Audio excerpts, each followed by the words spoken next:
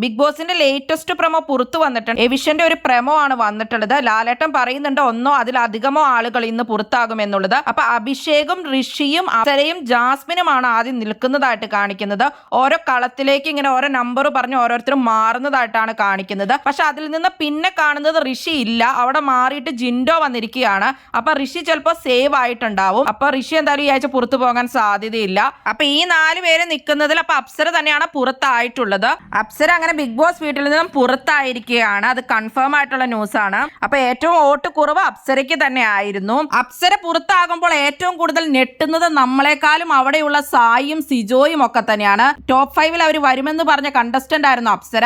അർജുനും ശ്രീതുവും പുറത്താകുമെന്നും പറഞ്ഞ് പുറകെ നടന്ന് ശല്യം ചെയ്തുകൊണ്ടിരിക്കുകയായിരുന്നു അവര്. എന്തായാലും അങ്ങനെ അവരെയൊക്കെ ഞെട്ടിച്ചുകൊണ്ട് എല്ലാവരുടെയും പ്രതീക്ഷ തെറ്റിച്ചുകൊണ്ട് അപ്സര ഇന്ന് ബിഗ് ബോസ് വീട്ടിൽ നിന്നും പുറത്തായി. എന്താണ് അപ്സര പുറത്തായതിനെ പറ്റിയുള്ള നിങ്ങളുടെ അഭിപ്രായം? ഇതൊരു ഫെയർ എവിഷൻ ആയിരുന്നോ?